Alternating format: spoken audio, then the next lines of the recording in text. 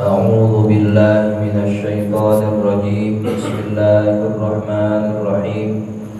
الحمد لله رب العالمين وبه نستعين على أمور الدنيا والدين وصلى الله وسلم على سيدنا ومولانا محمد خاتم النبيين وعلى آله وصحبه أجمعين ولا حول ولا قوة إلا بالله العلي العظيم. اللهم لا علم لنا إلا ما علمتنا إنك أنت العليم الحكيم ولا فهم لنا إلا ما فهمتنا إنك أنت الواسع الكريم. نسأل الله سبحانه وتعالى أن يعلمنا ويفهمنا ويفتح علينا فتوح العارفين إنه بذلك قدير وبالإجابة جدير وهو حسبنا ونعم الوكيل. إلى حضرة النبي محمد صلى الله عليه وسلم. الفاتحة. بسم الله الرحمن الرحيم. الحمد لله رب العالمين الرحمن الرحيم مالك يوم الدين. إياك نعبد وإياك نستعين. اهدنا الصراط المستقيم صراط الذين أنعمت عليهم غير المغضوب عليهم ولا الضالين. آمين. وعن محمد بن سيرين عن أبي هريرة رضي الله عنه قال: لقد رأيتني وإني لأخر. Sungguh aku pernah mendapati diriku tersungkur. Fima baina mimbari Rasulillah sallallahu alaihi wasallam ila hujrati Aisyah radhiyallahu anha. Di antara mimbarnya Rasulullah sallallahu alaihi wasallam dan kamarnya Sayyidatuna Aisyah radhiyallahu anha, maghsyiyan alayya, dalam keadaan jatuh pingsan. Fayaji'ul ja'i, lalu datanglah seseorang. Fayadha'u rijlahu ala unuqi, lalu ia letakkan kakinya di atas leherku. Wa yara anni majnunun, dia mengira aku gila. Wa ma bi min jununin, padahal aku tidak gila. Ma bi illal ju', tidaklah yang aku rasakan kecuali hanya lapar. Rawahul Bukhari. Kita masih membahas hadis-hadis atau riwayat para sahabat yang mengalami hidup sederhana. Rasa lapar, rasa haus yang sangat itu biasa mereka alami di setiap harinya. Sekarang datang dari pengalamannya Abu Hurairah, salah seorang sahabat terdekat Rasulullah Shallallahu Alaihi Wasallam.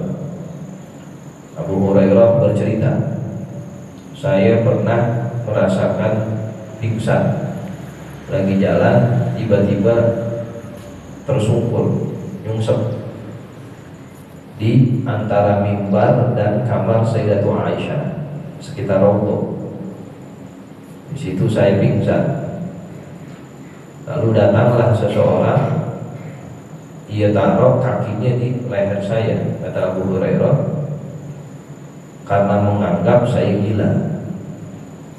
Jadi dulu adatnya, kebiasaannya, kalau ada orang gila itu yang jatuh dibanguninnya pakai kaki, lehernya diinjek. Itu kebiasaan dulu di bangsa Arab. Jadi ia kira saya gila, sehingga leher saya diinjek pakai kaki supaya sadar, supaya bangun. Padahal saya gak gila, saya cuma lapar. Saking laparnya itu saya sampai pingsan, saya sampai nyungsuk, lagi jalan lemes, nyungsruk, dikata gila orang. Begitu keadaannya sahabat Abu Hurairah yang merasakan lapar luar biasa, sehingga lagi jalan dia jatuh pingsan. Padahal dia lapar, tapi orang-orang menganggap dia adalah orang yang gila. Wa an Aisyah radhiyallahu anha qalat: tuwfiya Rasulullah sallallahu alaihi wasallam wa dir'uhu marhunatun 'inda yahudiyyin. Rasulullah Shallallahu Alaihi Wasallam diwafatkan sedang baju besinya tergadai inda Yahudiyin, di orang Yahudi, fi thalathina so'an min sya'irin, sebagai jaminan 30 sok dari gandum. Muttafaqun alaihi. Rasulullah itu wafat, baju perangnya, baju besinya masih ada sama orang Yahudi. Jadi ketika Nabi ingin membeli beras saat itu 30 sok, jadi dia punya uang. Saking sederhananya, sampai beli beras Nabi kita itu gadain baju perangnya. 30 sok itu seukuran sekarang 10 kg beras. 10 kilo atau 100 kg beras kurang lebih 3,5 juta kalau nominal sekarang. Dan itu bukan buat sendirian, itu buat dibagi-bagi kepada para sahabat dan keluarganya. Saat Nabi ingin beli beras kurang lebih 100 kilo itu, nggak punya duit, saking sederhananya, sehingga baju perangnya itu dilepas, dicopot, lalu digadain. Kebetulan yang jual berasnya orang Yahudi, bukan orang Islam. Gak apa-apa kalau kita berinteraksi dengan mereka, sedang mereka jujur.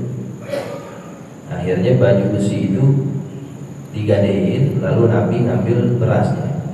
Sampai meninggal tuh baju besi belum ditebus. Gimana menebusnya? Orang sederhana. Sampai meninggal. Nah, nanti dikisahkan setelah itu Abu Bakar yang nebus. Setelah Rasulullah wafat, Abu Bakar yang nebus itu baju perangnya Rasulullah Shallallahu Alaihi Wasallam. Ini keadaan Nabi kita, biar tahu orang yang paling mulia, orang yang paling unggul ibadahnya, Nabi yang paling agung Rasulullah Shallallahu Alaihi Wasallam, hatta dia pengen beli beras itu gak mampu. Padahal kalau dia berdoa tuh gunung Uhud dijadiin emas, sangat mungkin, bahkan ditawarin sama Jibril, mau saya jadiin emas aja nih gunung Uhud, jangan, biarin. Saya pengen ngerasain kalau kenyang saya bersyukur, kalau lapar saya sabar, gitu jawabannya. Kalau kita bukan lagi gunung jadi emas, memang emas jadi ambil 74 kilo. Kalau ini Nabi gunung ditawarin jadi emas, dia udah bilang begitu ke Jibril, agar saya merasakan sabar ketika lapar, syukur ketika kenyang. Sehingga ketika wafatnya Nabi masih ninggalin jaminannya di tukang beras itu. Habis menebus kagak bisa, lalu Abu Bakar yang menebusnya untuk mengambil baju perangnya Rasulullah Shallallahu Alaihi Wasallam. Jadi ketakwaan itu atau kemuliaan seorang hamba di sisi Allah tidak bisa diukur dengan materi, tidak bisa diukur dengan kekayaan. Kalau orang yang rajin ibadah itu ukurannya dengan materi, kaya, lah Nabi ini kurang ibadah apa? Bahkan ibadah dia yang syariatin, tapi hidupnya sederhana. Artinya ketika kita sudah rajin ibadah, sholat tepat waktu, kewajiban-kewajiban syariat kita jalanin, lalu hidup umpama masih begini aja sederhana, jangan pakai nanya, ya Allah saya udah sholat masih begini aja, jangan. Nah sholat kita dibanding sholat Nabi nilainya berapa? Nggak ada ujung buku. Nabi yang nyariatin sholat aja hidupnya masih sederhana. Jadi nggak bisa diukur dengan materi. Bisa jadi yang sedang kita alami itu ujian, nanti kita akan lihat itu balasannya di akhirat. Ada orang yang sholat kagak, kewajiban apapun gak dikerjain, hidupnya kaya, materi berkelimpahan, enak juga jadi dia ya. Kalau gitu gak usah sholat aja. Nggak begitu penilaiannya, enggak. Kalau kita ngelakuin ibadah terus kita jadi ya, orang yang berkecukupan tinggi, itu bukan di situ ukurannya. Lah Rasulullah orang yang paling bagus ibadahnya, Imamul Anbiya, pemimpin para nabi, pemimpin para makhluk, ya, hidupnya aja sederhana. Ya, Kalau emang ukuran ibadah itu harus materi, Rasulullah jadi orang paling kaya sedunia. Nah, dia nyariatin ibadah. Tapi kita dapati Rasulullah hidupnya sederhana, hatta baju besinya tergadaikan sampai beliau wafat. Wa an Anas radhiyallahu anhu qala rahana Nabiyyu sallallahu alaihi wasallam dir'ahu bi sya'irin. Rasulullah sallallahu alaihi wasallam menggadaikan baju besinya dengan beras. Wa masyaitu ila Nabi, lalu aku berjalan menemui Rasulullah sallallahu alaihi wasallam bi khubzi sya'irin, dengan membawa roti gandum, wa ihalatin sadikhatin, dan lemak yang udah tengik, yang udah gak enak. Walaqad sami'tuhu yaqul, dan sungguh aku mendengar Rasulullah sallallahu alaihi wasallam bersabda, ma asbaha li ali Muhammadin illa sa'un wala amsa. Tidaklah ada makanan di waktu pagi dan di waktu sore keluarganya Nabi Muhammad sallallahu alaihi wasallam illa sa'un, kecuali satu sa' buat seharian.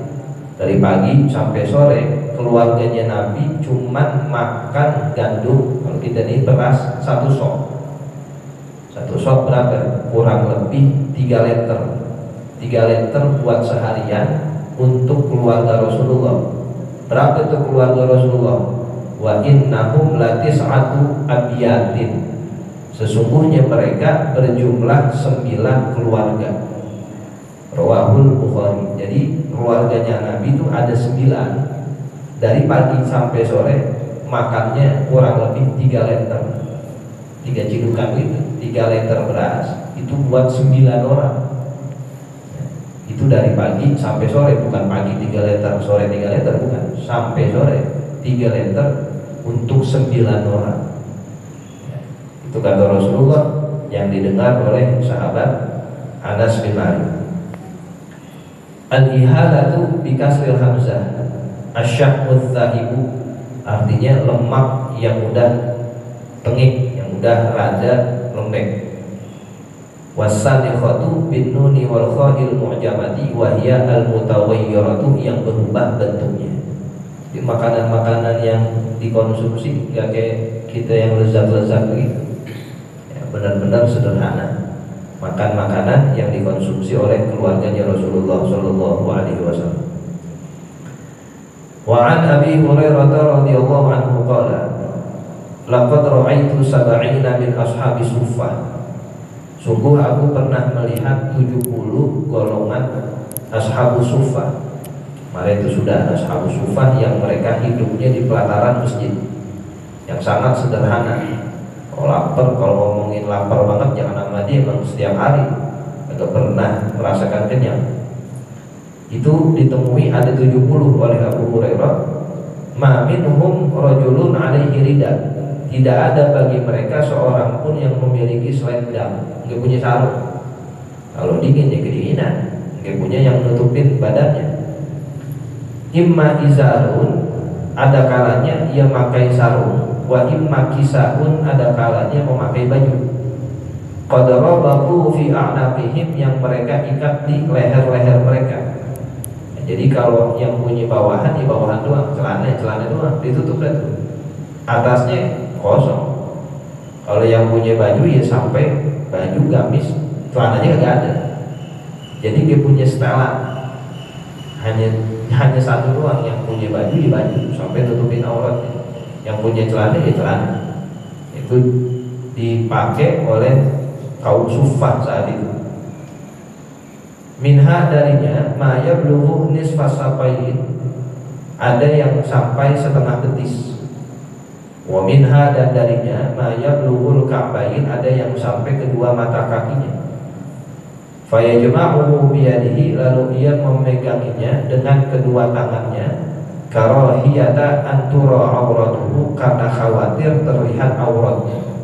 Ya, takut kebuka dipegangin bawahnya gitu. Ya, sehingga dia sampai dengkul, dia sampai kelihatan itu auratnya. Itu keadaan orang-orang orang-orang di sekelilingnya Rasulullah Shallallahu Alaihi Wasallam yang sangat sederhana. Di antaranya adalah kaum Suffah. Ya, kaum Suffah ini kalau sekarang mereka ibadahnya itu di depan makam Rasulullah. Jadi sekarang sudah diusir-usirin, sudah dipagar-pagarin, jadi dia ketemu pindahan dia sekarang. Kalau dulu masih banyak. Nah, dulu itu riwayatnya seperti ini, makanya disebut Sufi. Sufi di antara maknanya itu ke mereka orang-orang yang senantiasa hidup di pelataran masjid. Ada yang mengatakan dari Sufah Banyuwol, dan bermacam-macam pengambilan maknanya. Wa an Aisyah radhiyallahu anha qalat kana firasyu Rasulillah sallallahu alaihi wasallam min adamin hashwuhu lifun. Adalah ranjangnya Rasulullah, kasurnya Rasulullah sallallahu alaihi wasallam itu dari kulit yang berisi ijuk atau serabut pohon korma.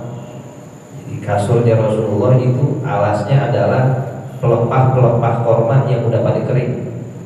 Yang udah pada kering, tangkainya dipotongin. Nah kan daun-daunnya itu bisa dijadikan alas. Nah itulah kasurnya Rasulullah SAW. Di riwayat lain, Nabi asal bangun tidur pada beceplak di badan belakang. Beceplak pelepah korma, kulit mulia. Itu kalau bangun tidurnya ada ceplakan pelepah korma. Ya, saking kerasnya itu alas yang dituduri oleh Rasulullah SAW. Yang begini kita lihat. Nah, jadi kalau kita pengen melihat seseorang daripada ibadah, lihat yang paling tinggi. Nah, ibadah kita belum seberapa, kenapa? Kesimpulan luar biasa. Jadi kita semangat ibadahnya. Kalau kita pengen melihat dunia, lihat yang di bawah kita. Jadi kita bersyukur. Jangan dibalik. Dunia ngeliatnya mau yang tinggi-tinggi aja. Jadi kagak merasa puas. Ibadah melihatnya yang di bawah. Jadi petantang petenteng. Nah, kita balik sebagaimana yang diajarkan oleh para sahabat. Itu lihat Rasulullah bagaimana hidupnya sederhana. Dibangun dari tempat tidurnya badan pada beceplak sebab alasnya keras. Nah, yang begini-begini bukan hanya sebatas kita dengerin kedongeng, bukan, tapi memang kejadian. Itu yang diriwayatin Aisyah, istrinya. Berarti kan tahu banget bagaimana suaminya, bagaimana Rasulullah Shallallahu Alaihi Wasallam. Rawahul Bukhari, hadis itu diriwayatkan oleh Imamul Bukhari. Wa 'an Ibnu Umar radhiyallahu anhu qala kunna julusan ma'a Rasulillah sallallahu alaihi wasallam. Kami pernah duduk bersama Rasulullah sallallahu alaihi wasallam. Izja rajulun minal ansori, tiba-tiba datang seseorang dari kaum Ansor. Kaum Ansor yang ada di Madinah. Fasallama alaihi, lalu ia berucap salam kepada Rasulullah sallallahu alaihi wasallam. Kaum Ansor itu. Tsumma adbar al-ansoriyu, kemudian mundurlah itu kaum Ansor dari Rasulullah sallallahu alaihi wasallam. Habis mengucapkan salam, mundur. Faqala Rasulullah sallallahu alaihi wasallam, lalu Rasulullah sallallahu alaihi wasallam bertanya, "Ya akhal Ansor, wahai saudaraku dari kaum Ansor, kaifa akhi Sa'd bin Ubadah? Bagaimana keadaan saudaraku Sa'ad bin Ubadah?" Sa'ad Ubadah termasuk sahabat Rasulullah dari kalangan Ansor. Udah lama gak kelihatan. Nabi tanya, Nabi perhatian.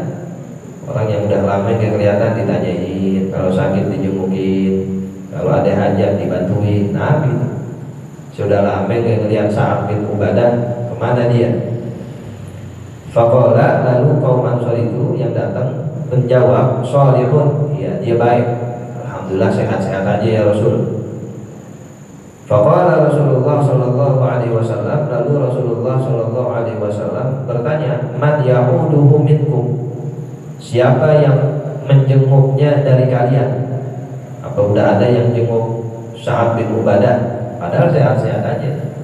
Tapi karena lama yang kelihatan, ingin dipastikan benar gak dia sehat.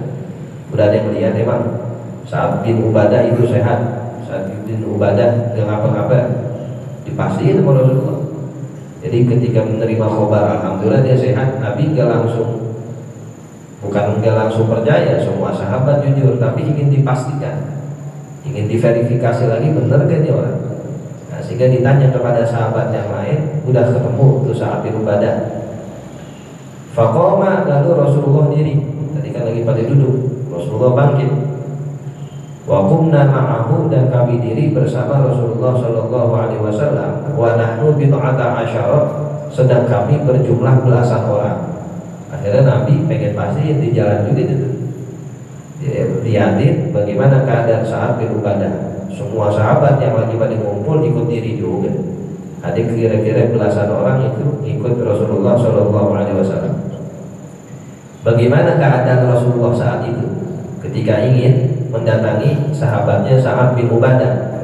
Ma alaina ni'al, kita semua tidak memakai sendal.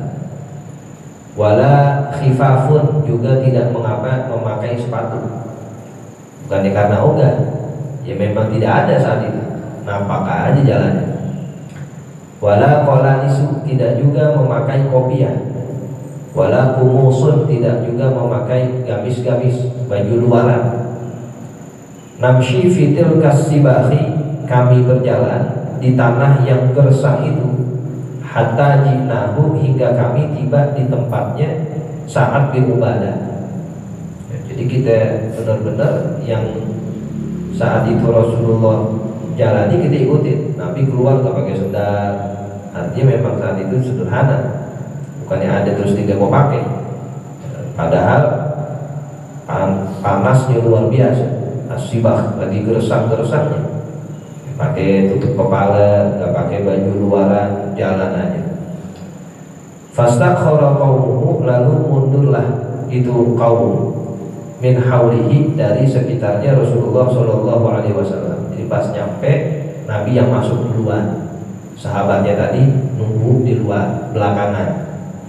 Hatta dana Rasulullah sallallahu alaihi wasallam wa ashabuhu alladzina ma'ahu, sehingga mendekatlah Rasulullah sallallahu alaihi wasallam dan para sahabat yang ada bersamanya. Rawahu Muslimun. Wa an Imran bin Husain radhiyallahu anhuma 'anil Nabi sallallahu alaihi wasallam qala, khairukum qarni, sebaik-baiknya kalian adalah generasiku, itu para sahabat. Tsummal ladzina yalunahum, kemudian orang-orang sesudah mereka, yaitu tabi'in. Tsummal ladzina yalunahum, kemudian generasi setelah tabi'in, yaitu tabi'ut tabi'in. Itu tahun 210 Hijriah, udah terakhir tuh generasi tabi'in. Setelahnya udah generasi yang lain. Maka kalau kita berdoa wa ashabihi wa tabi'in wa tabi'in tabi'in, karena memang 3 generasi ini yang disebut oleh Rasulullah SAW. Generasi saya, para sahabat. Generasi setelah sahabat, yaitu tabi'in yang melihat sahabat. Generasi tabi'in yang melihat tabi'in. Ini generasi terbaik, kata Rasulullah SAW. Qala Imran, berkata Imran bin Husain, fama adri, aku tidak tahu. Qala Nabi sallallahu alaihi wasallam marrataini aw thalatha, Rasulullah sallallahu alaihi wasallam mengucapkan itu 2 atau 3 kali. Artinya sampai tabi'in atau tabi'in. Nah, yang diambil yang paling banyaknya 3 kali. Tsumma yakunu ba'dahu. Nah, ini terusan sabdanya. Rasulullah katakan dalam sabdanya, kemudian akan datang setelah generasi 3 itu, qaumun yashhaduna wa la yustashhadun, kelompok orang yang mereka bersaksi namun tidak bisa dimintakan persaksian. Wa yakhunun, mereka berkhianat. Wa la yu'tamanun, dan tidak bisa diberi amanat. Wa yanzirun, mereka bernazar. Wa la yufun, tapi mereka tidak bisa memenuhi nazarnya. Wa yazharu fihi musiman, dan akan muncul dari mereka orang-orang yang gemuk, orang-orang yang penuh dengan kemewahan. Muttafaqun alaih. Jadi 3 generasi ini sudah dilegitimasi oleh Rasulullah generasi terbaik. Setelah 3 generasi ini, udah menurun kualitas orang-orangnya, kualitas kita sampai sekarang. Di antaranya mereka hanya senang menyaksikan, Tapi untuk dimintakan saksi nggak bisa karena fasik. Ya, di antara syarat agar kita menerima saksi orang itu harus adil orang. Ya, udah banyak kefasikan setelah 3 generasi ini. Mereka berkhianat, diberi amanat kagak bisa. Kalau janji, ya kalau nazar tidak bisa memenuhinya, terjadi sampai sekarang. Makin kesini zaman makin rusak, kita makin cakep.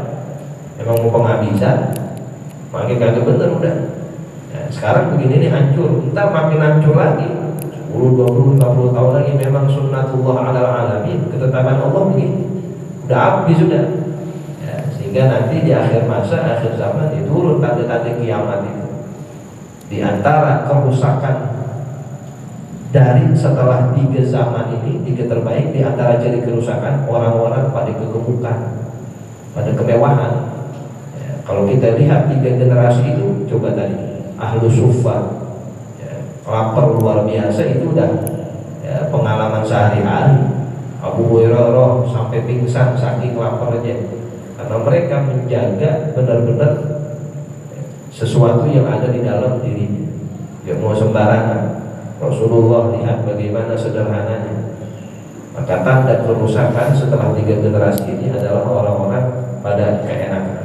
Bukan kita nggak boleh enak, tapi hal itu yang bisa melalaikan kita dari ibadah kepada Allah Subhanahu wa taala dengan sempurna. Nah, itu sudah dilihat, sudah dipantau oleh Nabi kita Muhammad SAW keadaan akhir zaman. Muttafaqun alaihi. Wa an Abi Umamah radhiyallahu anhu qala Rasulullah sallallahu alaihi wasallam, ya ibna Adam, wahai anak manusia, innaka an tabdzulal fadla khairun laka, sesungguhnya kau memberikan hartamu yang lebih itu lebih baik bagimu. Wa an tumsikahu syarrun laka, apabila engkau menahan hartamu buruk akibatnya untukmu. Wala tulamu ala kafafin, jangan wala tulamu, dan engkau tidak menjadi tercela ala kafafin, karena hidup secukupnya. Wabda biman ta'ulu, dan mulailah pemberian itu terhadap orang yang menjadi tanggunganmu. Rawahu Tirmidzi wa qala haditsun hasanun shahihun. Rasulullah sabdakan, wahai manusia, umat-umatku, kalau kamu memberikan hartamu itu lebih baik bagimu. Memang secara zahirnya berkurang, tapi hakikatnya itu yang akan menjadi simpananmu di akhirat. Harta kita yang sesungguhnya adalah harta yang kita sedekahkan, bukan berkurang, itu udah kesimpan di sana. Dan kita kelihatan yang zahir, jadi kurang-kurang terus kelihatannya. Justru kalau kamu tahan, itu adalah yang buruk bagimu, kata Rasulullah. Dan kamu tidak jadi hina, kamu tidak jadi tercela kalau kamu hidup secukupnya. Tuh, wala tulamu ala kafafin, kamu nggak jadi tercela, kamu nggak jadi hina kalau hidup secukupnya. Dan mulailah pemberian, kalau kamu mau sedekah, mulai dari orang yang menjadi tanggunganmu, mulai dari orang-orang terdekat.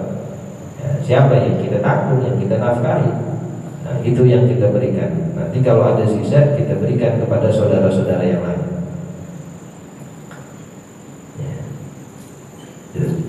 An Ubaidillah bin Ihsan al-Ansari,